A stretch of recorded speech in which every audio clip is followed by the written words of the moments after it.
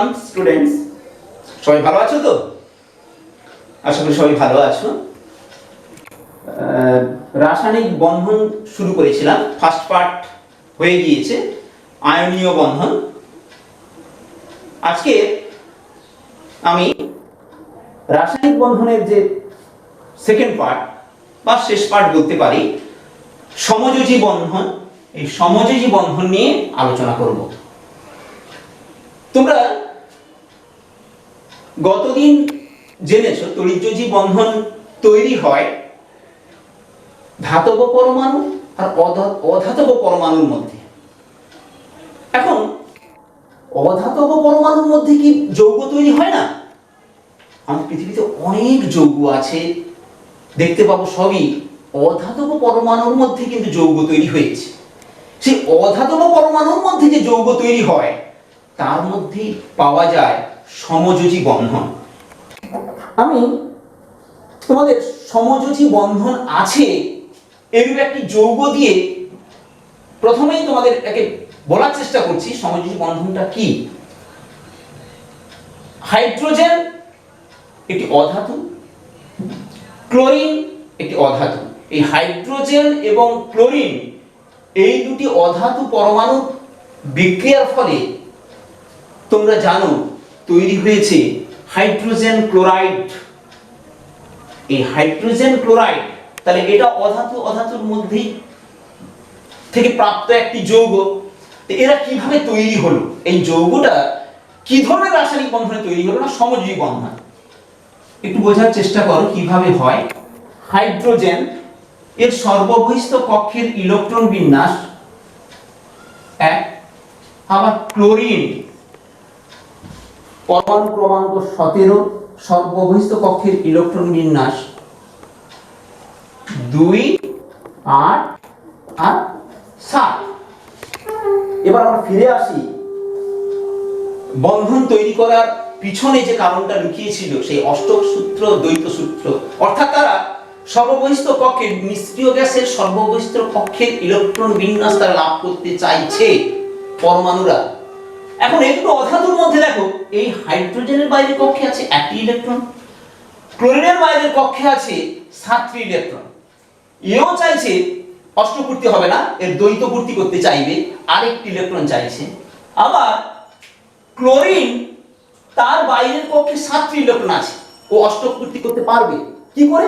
আরেকটি ইলেকট্রন নিয়ে। এখন সমস্যা দাঁড়ালো যে দুজনেই ইলেকট্রন চাইছে, সেক্ষেত্রে কি হয়? আয়নীয় বন্ধন বা যৌগতায় দেখেছি একজন ইলেকট্রন ত্যাগ করে আরেকজন ইলেকট্রন গ্রহণ করে, কিন্তু এইরূপ পরিস্থিতিতে কিভাবে তারা বন্ধন তৈরি হচ্ছে সেটাই বলতে চাইছি, শুনে না। কি করে? বিজ্ঞানী লুইস এই বন্ধন এর ধারণা ব্যাখ্যা করেছেন এভাবে যে যখনই দুজনেই ইলেকট্রন চাইছে তার দ্বৈত পূর্তি বা অষ্টক পূর্তির জন্য, তখন তারা কি করে? ইলেকট্রন জোড় তৈরি করে। হাইড্রোজেনের বাইরে 1টি ইলেকট্রন আছে, ক্লোরিনের বাইরে 7টি ইলেকট্রন। আমরা ইলেকট্রন ডট দিলাম, কি করবে? ইলেকট্রন জোড় তৈরি করবে। কি রূপ? এ 1টি ইলেকট্রন নিল, ক্লোরিন আর 1টি ইলেকট্রন দিল। এই দুটো ইলেকট্রন দেওয়ার ফলে কি করলো? না একটা ইলেকট্রনের জোড় তৈরি করলো তারা।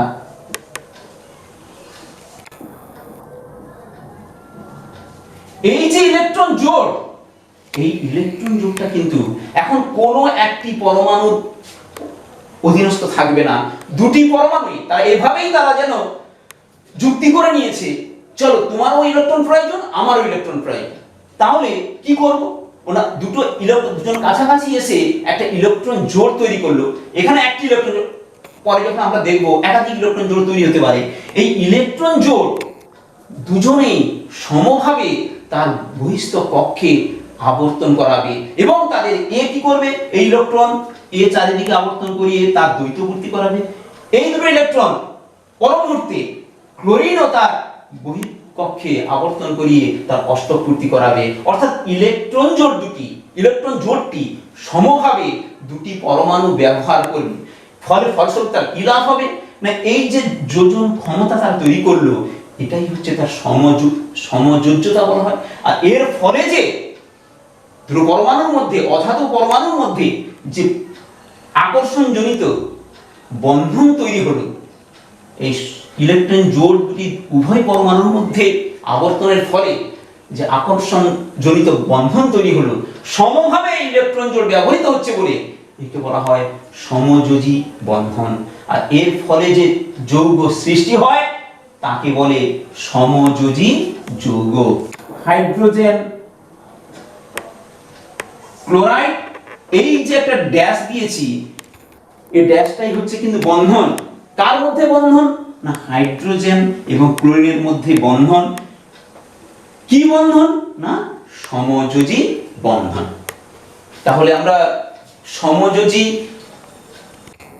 বন্ধন যদি আমি সংজ্ঞা দিই, প্রথমেই আমাদের সমযোজ্যতা কিভাবে তৈরি হলো। আশা করি তোমরা বুঝতে পেরেছো যে সমভাবে ইলেকট্রন জোড় ব্যবহার করে তারা জোটবদ্ধ হয়ে একটি অনুরূপে অবস্থান করছে।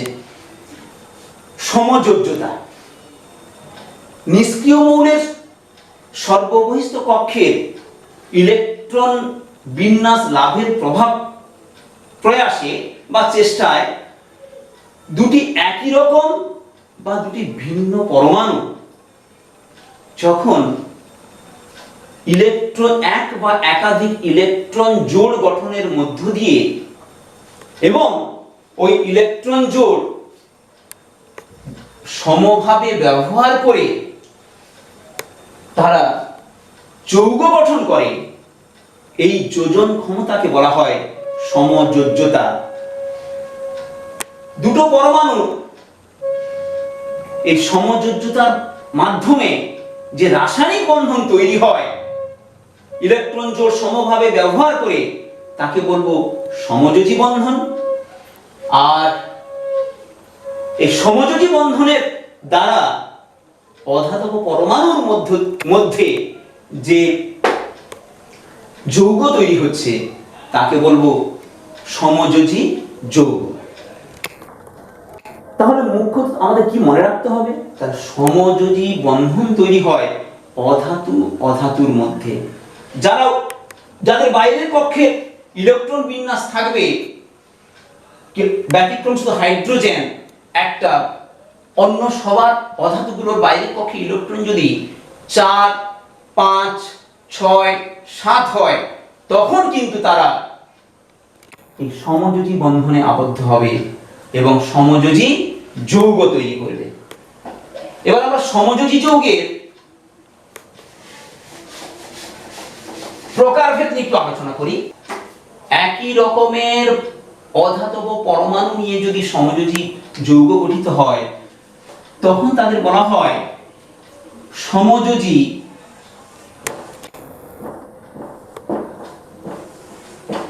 মৌলিক অণু। কারা? না দেখো, hydrogen gas, oxygen gas, nitrogen gas, fluorine gas, chlorine gas ইত্যাদি। আবার আছে S8, P4, এরা হচ্ছে সমযোজী মৌলিক অণু। কেন? না একই রকমের পরমাণু নিয়ে কিন্তু এই অণুগুলো গঠিত হয়েছে। আর একটি বিভাগ আছে সমযোজী যৌগিক অণু। কারা? আমি যে উদাহরণটা দিয়ে শুরু করেছিলাম, HCl, জল,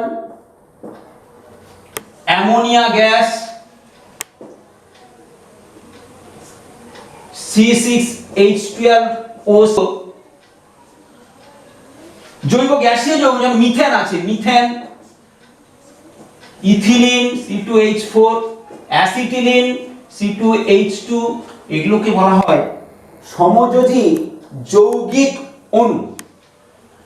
তাহলে সমযোজী বন্ধনে যে যৌগগুলো পাওয়া যায় তারা হচ্ছে সমযোজী মৌলিক অণু, সমযোজী যৌগিক অণু।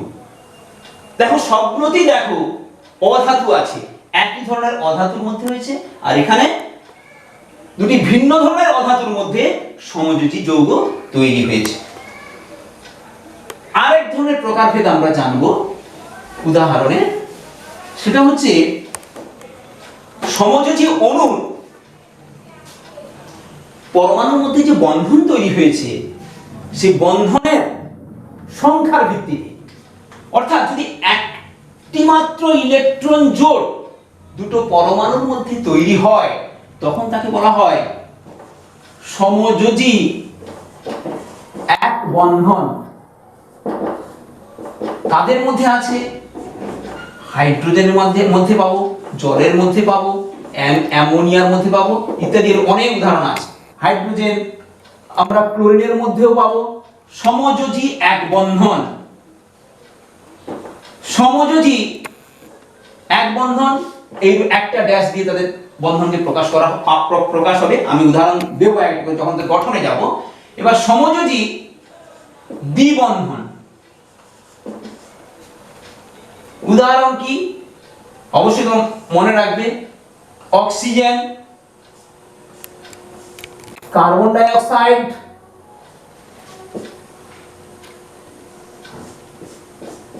ইথিলিন। মুখে তিনটে তোমরা মনে রাখো, তোমাদের লেভেলে এইটুকু তিনটে মনে রাখতে হবে।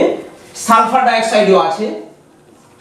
এদের মধ্যে দেখতে পাবো দুটো পরমাণুর মধ্যে দুটো ইলেকট্রন জোড় গঠিত হয়েছে, দুটো বন্ধন আছে, তাই এর বলে সমযোজী দ্বিবন্ধন। 3 নম্বর,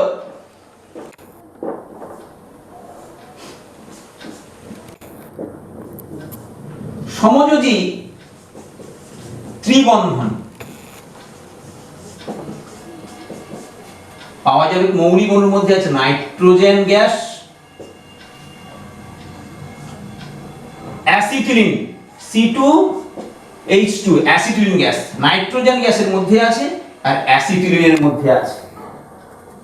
তবে বন্ধনের প্রকৃতি অনুযায়ী সমযোজী যৌগকে 3 ভাগে আমরা ভাগ করতে পারি: সমযোজী এক বন্ধন, সমযোজী দ্বিবন্ধন আর সমযোজী ত্রিবন্ধন।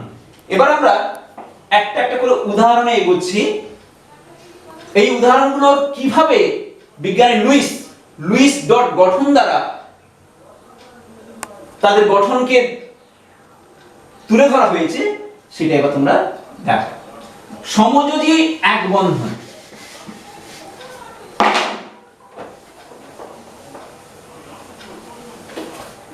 হাইড্রোজেন ক্লোরাইডটা তোমরা দেখিয়েছি আমি। এবার দেখো এর মধ্যে একটা জল নিলাম, জলের গঠনটা তোমরা দেখো কি। জলে তাহলে কি আছে? H2 অণু, এদের বলা হয় লুইস ইলেকট্রন ডট গঠন। লুইস ইলেকট্রন ডট গঠনে যাচ্ছে। তাহলে জলের অণুতে দুটো হাইড্রোজেন পরমাণু আর একটা অক্সিজেন পরমাণু আছে। কিভাবে গঠিত হয়েছে? ঠিক আমরা তড়িৎযোজী যৌগের গঠন করার সময় যেভাবে পরমাণুগুলো লিখেছিলাম, প্রথমে সেই পরমাণুর সংখ্যা অনুযায়ী লিখতে হবে। অক্সিজেন লিখলাম, হাইড্রোজেন, দুটো হাইড্রোজেন একটা অক্সিজেন। দেখো অক্সিজেনের ঠিক সেই ইলেকট্রন বিন্যাস সর্ববহিস্থ কক্ষের এবং সামগ্রিক। হাইড্রোজেনের একটা, এর কটা ইলেকট্রন আছে? একটি ইলেকট্রন। অক্সিজেনের হাইড্রোজেনের একটি ইলেকট্রন। অক্সিজেনের সেখানে আছে বাইরের কক্ষে মোট 6টি ইলেকট্রন। 1 2 3 4 5 6। কি করবে না ইলেকট্রন জোড় গঠন করবে সমযোজী বন্ধনের। যেহেতু উভয়ই, এখানে অক্সিজেনও চাইছে ইলেকট্রন নিতে, হাইড্রোজেনও চাইছে ইলেকট্রন নিতে দ্বৈতপূর্তির জন্য, আর অক্সিজেন অষ্টপূর্তির জন্য। তাহলে কি করছে তারা কি করবে না উভয়ই ইলেকট্রন জোড় গঠন করছে। এই ইলেকট্রন আর অক্সিজেনের এই ইলেকট্রনটা। ঠিক অনুরূপভাবে হাইড্রোজেনের এই ইলেকট্রন, অক্সিজেনের এই ইলেকট্রনটা নিয়ে তারা কি তৈরি করলো? ইলেকট্রন জোড় গঠিত হলো।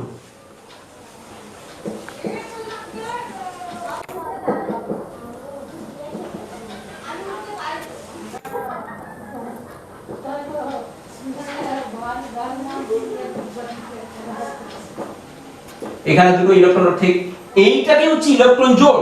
এই ইলেকট্রন জোড় দুটো কিন্তু অক্সিজেনও ব্যবহার করবে, আবার হাইড্রোজেনও ব্যবহার করবে। পরবর্তী স্টেপ আমরা এর বন্ধন দেখাবো, কিভাবে এই ইলেকট্রন জোড়টা বন্ধনে রূপান্তরিত হয়েছে। এইগুলো হচ্ছে সমযোজী বন্ধন বলা হয়। এবং এখানে অক্সিজেন ও হাইড্রোজেনের মধ্যে দেখো দুটো বন্ধন থাকলেও একটা অক্সিজেনের সঙ্গে একটা হাইড্রোজেনের একটাই বন্ধন, এই অক্সিজেনের সঙ্গে এই হাইড্রোজেনের একটা বন্ধন, এখানে দ্বিবন্ধন নয়। এটাও একটি উদাহরণ হচ্ছে সমযোজী এক বন্ধনের উদাহরণ। কিন্তু মোট এক বন্ধনের সংখ্যা দুটি আছে, কিন্তু এটা দ্বিবন্ধন যুক্ত যৌগ নয়। এটা অনেকে গুলিয়ে ফেলে, এটা যেন কখনো না ভুল হয়। তাই প্রথমে আমরা ইলেকট্রন জোড় গঠন, সেই ইলেকট্রন জোড় পর থেকে আমরা এই জলের অণুর গঠন পেলাম, তৈরি হলো জল। এইবার আমরা দ্বিবন্ধন যুক্ত একটি যৌগের উদাহরণ দেখাবো। অন্যান্য গুলো অবশ্যই বাড়িতে প্র্যাকটিস করবে তোমরা। দ্বিবন্ধন যুক্ত একটি যৌগ আমরা কার্বন ডাই অক্সাইড নিচ্ছি। কার্বন ডাই অক্সাইড, এটা কিন্তু দ্বিবন্ধন আছে, উদাহরণ আমি দেখিয়েছিলাম। এ কিভাবে গঠিত হবে? তাহলে কার্বন একটা, দুটো অক্সিজেন, এখানে কেন্দ্রীয় পরমাণু যার সংখ্যা কম থাকবে ভেবে রাখো তাকে কেন্দ্রীয় পরমাণু হয়। সেই কেন্দ্রীয় পরমাণুর চারিদিকে যে পরমাণুর সংখ্যা বেশি সেগুলো থাকবে। তাহলে অক্সিজেন দুটো আছে, দুপাশে দিয়ে দিলাম। এর বাইরে কক্ষে ইলেকট্রন 2 4, অক্সিজেনের 2 6 2 6, তাহলে 1 2 3 4।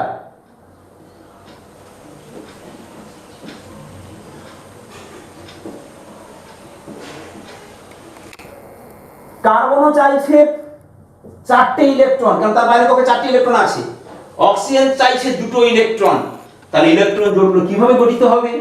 না, এই ইলেকট্রনের সঙ্গে এই ইলেকট্রন, এই ইলেকট্রনের সঙ্গে এই ইলেকট্রন জোড় তৈরি করবে, এই ইলেকট্রনের সঙ্গে এই ইলেকট্রন জোড় হবে, এই ইলেকট্রনের সঙ্গে এই ইলেকট্রন জোড় হবে, হয়ে ইলেকট্রন জোড় গঠিত হলো।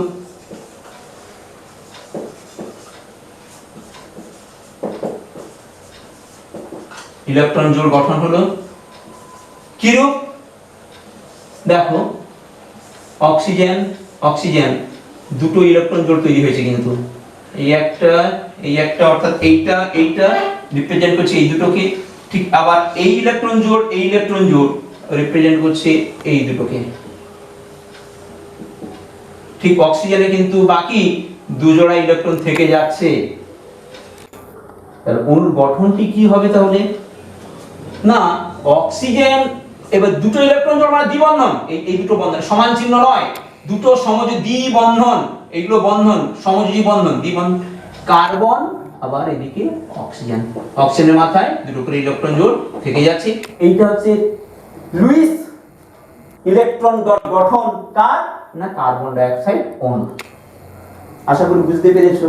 এই ইলেকট্রন জোড়গুলো যে গঠিত হচ্ছে সঠিকভাবে পরমাণুগুলোকে বসিয়ে ইলেকট্রন জোড়গুলো গঠন করতে হবে। এরপর আমরা চলে যাই ত্রিযোজী বন্ধন আছে এরূপ একটি যৌগের উদাহরণে। ত্রিযোজী বন্ধন আমরা কি পেয়েছিলাম ত্রিযোজী বন্ধনে? না, নাইট্রোজেন। মনে রাখবে, পরীক্ষা খুব আসে, দ্বিযোজী বন্ধনের উদাহরণ দাও, ত্রিযোজী বন্ধনের উদাহরণ দাও।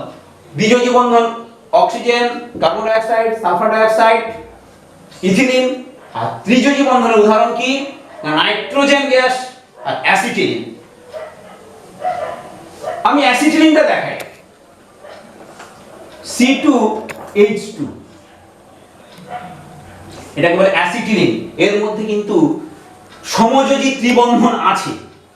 কটা কার্বন? দুটো কার্বন। দুটো কার্বনকে পাশাপাশি বসাতে হবে, একটু মাথায় রাখবে। হাইড্রোজেন বাইরে একটা ইলেকট্রন, এখনি করেছি। আর কার্বনের বাইরে কটা ইলেকট্রন? 4টে ইলেকট্রন। মাথায় রাখতে হবে কার্বন এই যে 4টে ইলেকট্রন কি করে বসাবো, একটু আইডিয়া যদি তোমাদের মাথায় থাকে তাহলে সহজে এটাকে ইলেকট্রনটা বসানোটা একটা বিশেষ ব্যাপার। ইলেকট্রনটা কিরূপ বসালে জোড় গঠন করতে তার সুবিধা হবে। দেখো, এই হাইড্রোজেনের সঙ্গে এই কার্বনের জোড় তৈরি হবে। কার্বনে যে 3টে ইলেকট্রন আছে কার্বন কার্বনের মধ্যেও ইলেকট্রন জোড় তৈরি হবে। এই কার্বনের সঙ্গে এই ইলেকট্রন, আবার এই কার্বন ইলেকট্রনের সঙ্গে এই কার্বন ইলেকট্রন, এই ইলেকট্রনের সঙ্গে এই ইলেকট্রন জোড় তৈরি হবে। ঠিক অনুরূপ ভাবে এই কার্বনের সঙ্গে এই হাইড্রোজেন। লাভ কি হলো? দেখো এবার কিন্তু এই ইলেকট্রন জোড় হয়ে যাচ্ছে। কার্বন এই ইলেকট্রন জোড়গুলো কিন্তু প্রত্যেক কার্বন হাইড্রোজেন উভয়ই সমানভাবে ব্যবহার করবে।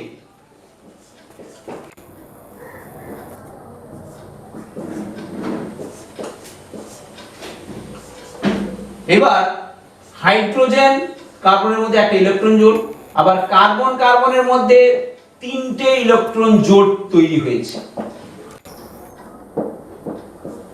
দেখো এইবার আমি একটা কাউন্ট করে দিচ্ছি। দেখো এবার হাইড্রোজেনের সর্বোচ্চ কক্ষে কিন্তু এই দুটো ইলেকট্রন হয়ে গেল। কার্বনের এই কার্বনের কটা হলো 1 2 3 4 5 6 7 8, এর 8টা হয়ে গেল। এই কার্বনের এরও 1 2 3 4 5 6 7 8, এরও 8টা ইলেকট্রন হয়ে গেল। এই হাইড্রোজেনের দুটো ইলেকট্রন হয়ে, অর্থাৎ হাইড্রোজেনগুলো দ্বৈতপূর্তি হয়েছে, কার্বনের অষ্টপূর্তি হয়েছে। ফলে তারা সমযোজী অনুরূপে অবস্থান করছে, অণুর গঠন হবে হাইড্রোজেন। এই ইলেকট্রন জোড়গুলোকে বন্ধন দিয়ে রিপ্রেজেন্ট করা হলো ত্রিবন্ধন। আবার হাইড্রোজেন এটা অ্যাসিটিলিন অণু। এবং এখানে দেখো একটা ব্যাপার আছে, এখানে সমযোজী ত্রিবন্ধন আছে, আবার সমযোজী এক বন্ধনও আছে। এইটা হচ্ছে সমযোজী ত্রিবন্ধন, এটা হচ্ছে সমযোজী এক বন্ধন। এটা হচ্ছে অ্যাসিটিলিন অণু গঠন। অন্যান্য যে অণুগুলো উদাহরণ দিয়েছিলাম বই দেখে অবশ্যই সেগুলোকে এই পদ্ধতিতে ফেলে তোমরা যে প্র্যাকটিস করো, আশা করি সবগুলো তোমরা পারবে। তাহলে সমযোজী অণুর লুইস ডট গঠন জানলাম। এইবার এই সমযোজী অণুগুলো কি ভৌত ধর্ম প্রদর্শন করে, তড়িৎযোজী যৌগের সঙ্গে এই অণুর পার্থক্য কি, সেটাও আমরা জানব। সমযোজী অণু তাহলে গঠিত হয়েছে কি করে? না, সমযোজী ইলেকট্রন জোড় গঠন করছে, সেই ইলেকট্রন জোড়গুলো উভয় পরমাণু সমানভাবে ব্যবহার করছে, কিন্তু এখানে কোনরূপ ইলেকট্রনীয় চার্জ বা আধান প্রকাশ পায় না। তাই সমযোজী অণুগুলি সমযোজী বন্ধনে আবদ্ধ থাকায়, এবং সমযোজী বন্ধন হচ্ছে দুর্বল বন্ধন, এই অণুগুলো কিন্তু সাধারণত গ্যাসীয় তরল হয়। আন্তর আণবিক আকর্ষণ বল কম, যেহেতু এদের মধ্যে ধ্রুবীয় নয় বা চার্জ নেই বলে, তাই এদের প্রথম ভৌত ধর্ম হলো সমযোজী যৌগগুলো, অর্থাৎ এই অণুগুলি গ্যাসীয় ও তরল প্রধানত হয়ে থাকে। ব্যতিক্রম দুই একটা আছে, যেমন চিনি, এটাও সমযোজী যৌগ, গ্লুকোজ সমযোজী যৌগ, ন্যাপথালিন সমযোজী যৌগ, কিন্তু এদের অণুর আকার অনেক বড় হওয়ার কারণে এটা কঠিন হচ্ছে। আন্তরাণবিক আকর্ষণ বল অন্য আন্তরাণবিক বল দ্বারা এটাকে ব্যাখ্যায়িত করা হয়, কিন্তু সাধারণ সহজ যে সমযোজী অণুগুলো তাদের আন্তরাণবিক আকর্ষণ বল কম হয়, এরা সাধারণত তরল বা গ্যাসীয় হয়।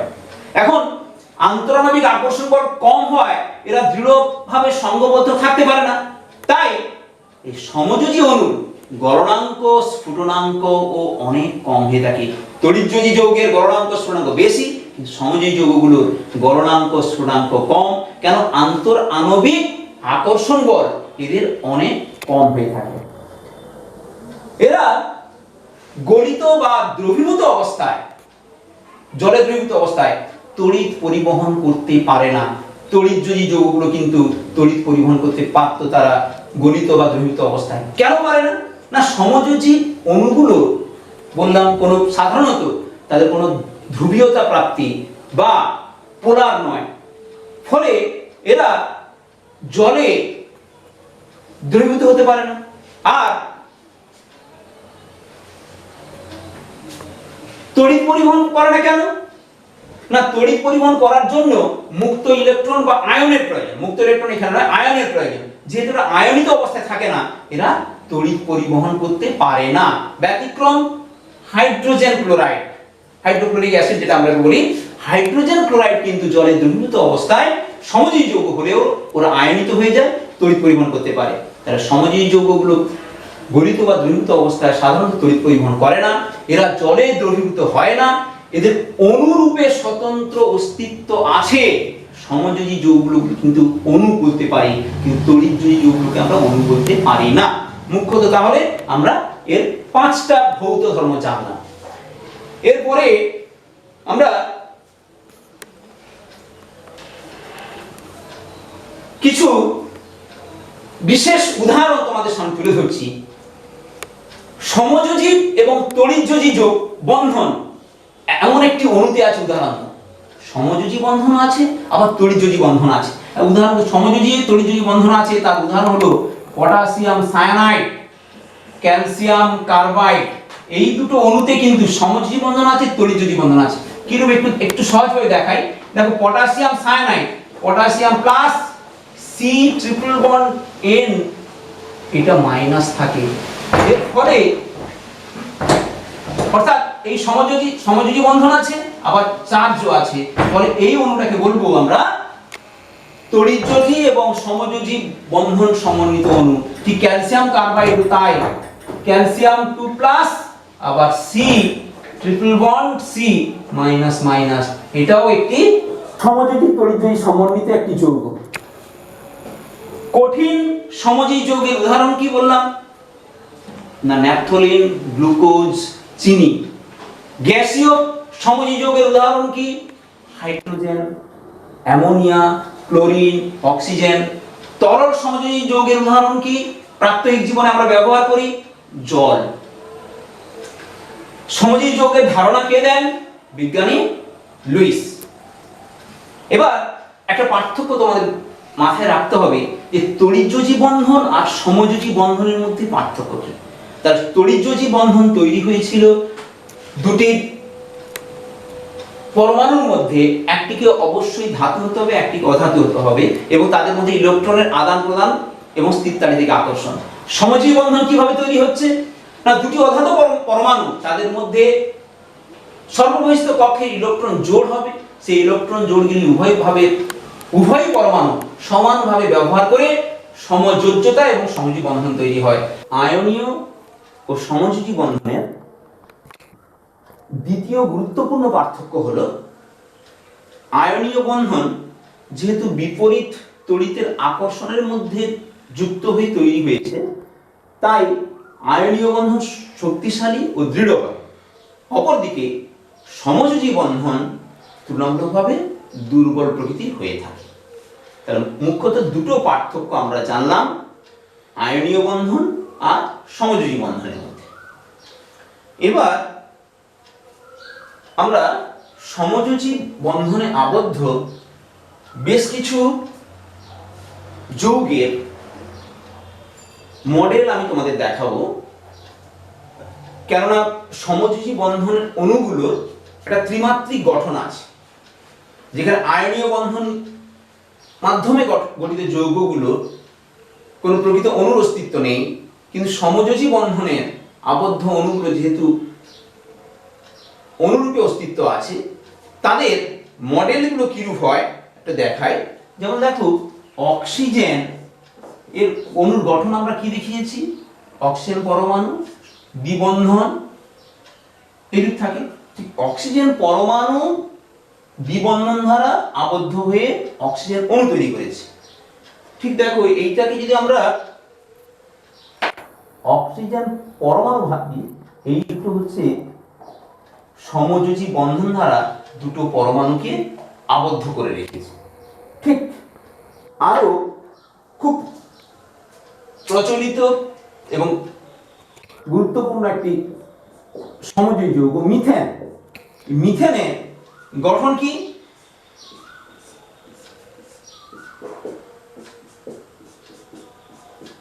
কার্বনের 4টে হ্যান্ড সমযোজ্যতা, আর হাইড্রোজেন একটা হ্যান্ড বা একক সমযোজ্যতা হয়। তো এখানে কার্বন কেন্দ্রীয় পরমাণু, দেখো তার মডেলটা এই ধরনের হয়ে থাকে। কেন্দ্রীয় পরমাণু কার্বন, এগুলো হচ্ছে বন্ধন, সমযোজী বন্ধন, আর এগুলো হচ্ছে হাইড্রোজেন পরমাণু। ত্রিমাত্রিক, একে বলে চতুস্তরকীয় গঠন। তোমরা আরো বড় হয়ে জানবে প্রত্যেকটি অণুর কিন্তু সমযোজী অণু কিন্তু ত্রিমাত্রিক তলে বিন্যস্ত হয়ে বিভিন্ন জ্যামিতিক আকার ধারণ করে। এটা হচ্ছে মিথেন অণুর গঠন। আবার জল H2O কি আছে না? দুটো হাইড্রোজেন একটা অক্সিজেন। আমরা অক্সিজেন অণু এই বর্ণ দেখিয়েছি, আর হাইড্রোজেন এইরূপ, এর জল অণুর গঠন। এখানে ইলেকট্রন আর ইলেকট্রন জুড়ে সেখানে দেখানো হচ্ছে না, এটা হচ্ছে জল অণুর গঠন। তো এগুলো সবই সমযোজী যৌগ। এবার সর্বশেষ আরেকটি অণু দেখাই, এটা জল অণুর গঠন। প্রথম যেটা শুরু করেছিলাম সমযোজী যৌগ দিয়ে HCl, হাইড্রোজেন এবং ক্লোরিন, হাইড্রোজেন এবং ক্লোরিন মধ্যে এক বন্ধন আছে। এটা হচ্ছে হাইড্রোজেন পরমাণু, তোমরা দেখলে এর আগে, এটা হাইড্রোজেন আর এটা ক্লোরিন, হাইড্রোজেন ক্লোরাইড। তাহলে আমরা সমযোজী বন্ধনের, সমযোজী বন্ধন কাকে বলে, সমযোজ্যতা কাকে বলে, সমযোজী যৌগের অনেক উদাহরণ জানলাম, সমযোজী যৌগের বৈশিষ্ট্য জানলাম, সমযোজী যৌগের সঙ্গে আয়নীয় যৌগের পার্থক্য জানলাম, সমযোজী বন্ধনের সঙ্গে আয়নীয় বন্ধনের পার্থক্য জানলাম, কিছু অণুর গঠন জানলাম। অর্থাৎ সমযোজী বন্ধনের যে মূল বিষয়গুলো আলোচনা করার, আশা করি তোমরা তা বুঝতে পেরেছো। আজকের আমি এই সমযোজী বন্ধন শেষ করলাম। পরবর্তী ভিডিওতে এই সমযোজী বন্ধন ও আয়নীয় বন্ধনের বেশ কিছু প্রচলিত যে প্রশ্ন হয়, সেই প্রশ্ন এবং তার উত্তর কি হয় তা নিয়ে আলোচনা করব।